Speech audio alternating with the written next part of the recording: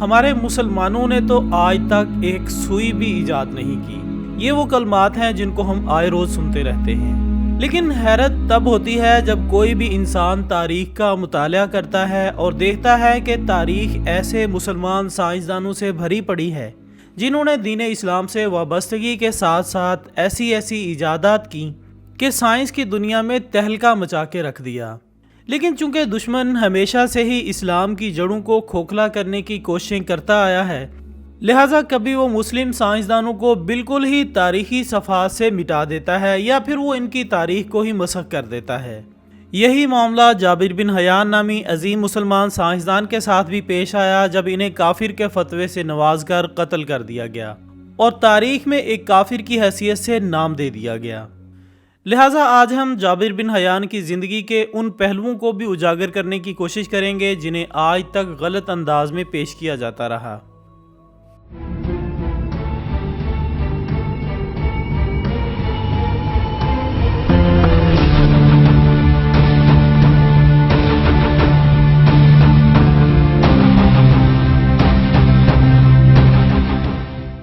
دوستو، جابر بن حیان تاریخ کے سب سے پہلے کیمیاء دان اور عظیم مسلمان سائنسدان تھے جنہوں نے سائنسی نظریات کو آسمان کی بلندیوں تک جتنا وسیع کر دیا، جس کے باعث دنیا آج انہیں بابا کیمیاء کے نام سے جانتی ہے اور انہیں باقاعدہ طور پر کیمیاء کے بانی بھی کہا جاتا ہے۔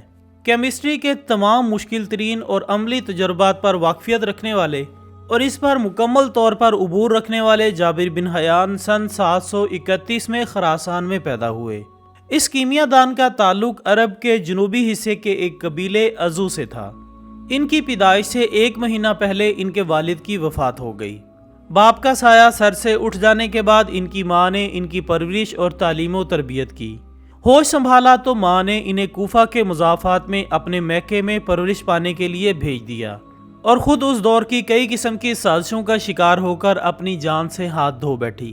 جی ہاں دوستو، سیاسی اور مذہبی اختلافات کی بنیاد پر کچھ طاقتور لوگوں نے بے بنیاد الزامات عائد کر کے جابر بن حیان کی والدہ کو لوگوں کے سامنے عبرت کا نشانہ بنانے کا سوچا اور یوں سرے عام کوڑے مار مار کر انہیں ہلاک کر دیا گیا، جس کی خبر جابر بن حیان کو کافی دنوں بعد ہوئی، لیکن صبر و ہمت کا کمال مظاہرہ کرتے ہوئے اپنی ماں کی خواہش پر پورا اترنے کے لیے مزید پرعزم ہو گئے اور مکمل طور پر اپنا روزگار دوا سازی اور دوا فروشی بنا لیا اور ایک حکیم کے طور پر بھی مشہور ہو گئے۔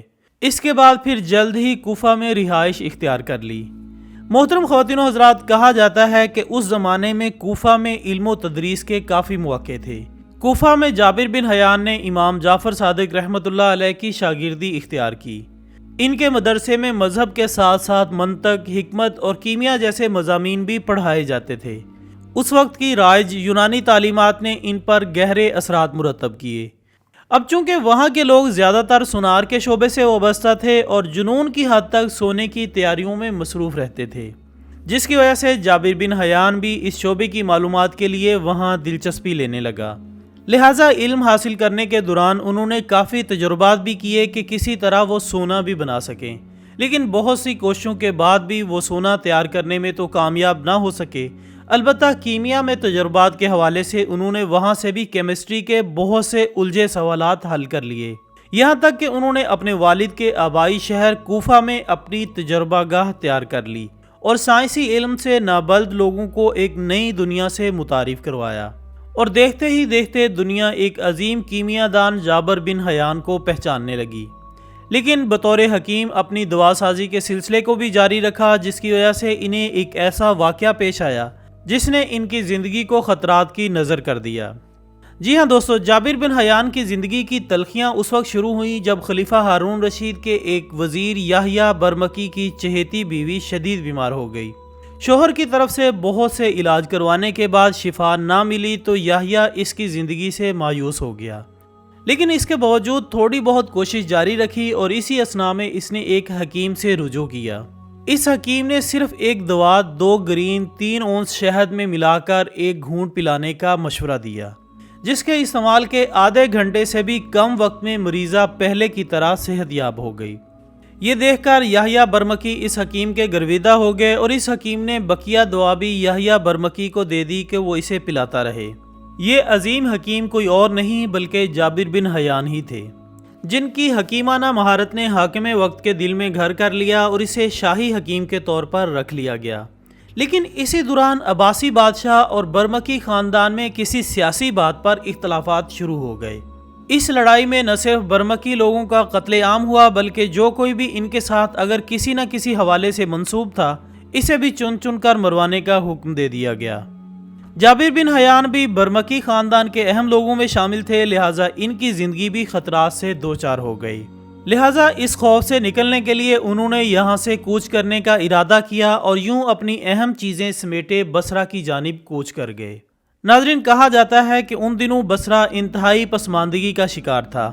وہاں کے لوگ کسی قسم کے علم سے نابلد تھے، لہٰذا انہیں جہالت کے اندھیروں سے نکالنے کی سوچ لیے جابر بن حیان یہیں رہائش پذیر ہو گئے اور اپنے پرانے تجربات پر کام شروع کر دیا۔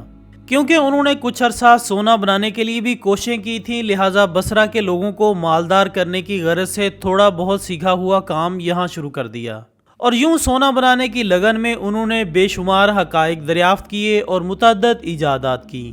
جابر بن حیان نے اپنے علم کیمیا کی بنیاد اس نظریے پر رکھی کہ تمام دھاتوں کے اجزائے ترکیبی گندھک اور پارا ہیں۔ اسی طرح قرال نبیک نامی ایک آلے کے بھی موجد تھے جس کے دو حصے تھے۔ ایک حصے میں کیمیائی مادوں کو پکایا جاتا اور مرکب سے اٹھنے والے بخارات کے ذریعے آلے کے دوسرے حصے میں پہنچا کر ٹھنڈا کر لیا جاتا، یوں وہ بخارات دوبارہ لیکوڈ حالت اختیار کر لیتے۔ کشیدگی کا یہ عمل کرنے کے لیے آج بھی اسی قسم کا آلہ استعمال کیا جاتا ہے اور اس کا موجودہ نام ریٹارڈ ہے۔ ایک دفعہ ایسا ہوا کہ کسی تجربے کے دوران اس آلے میں بھورے رنگ کے بخارات اٹھے اور آلے کے دوسرے حصے میں جمع ہو گئے جو کہ تانبے کا بنا ہوا تھا۔ حاصل شدہ مادہ اس قدر تیز تھا کہ دھات گل گئی۔ جابر نے مادہ کو چاندی کے کٹورے میں ڈالا تو اس میں بھی سوراخ ہو گئے۔ چمڑے کی تھیلی میں ڈالنے پر بھی یہی نتیجہ نکلا۔ جابر بن حیان نے مائع کو انگلی سے چھوا تو وہ بھی جل گئی۔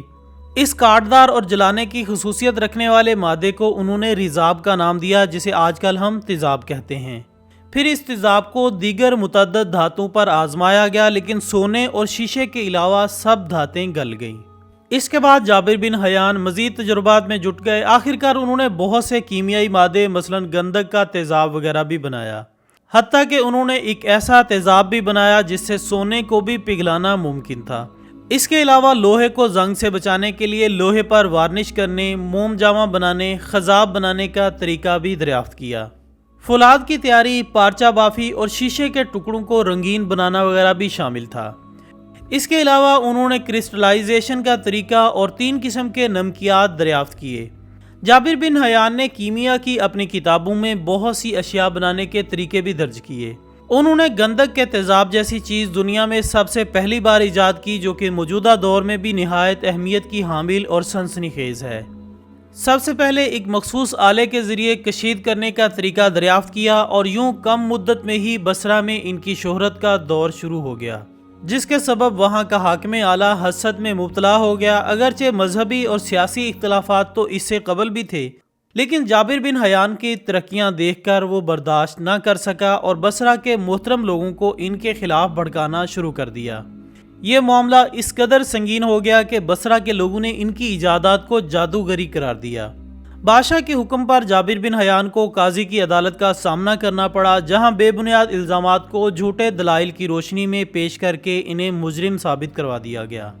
اس کے بعد قاضی کی ایما پر جابر بن حیان کو سزائے موت سنا دی گئی اور یوں سن 806 میں وہ خالق حقیقی سے جا ملے۔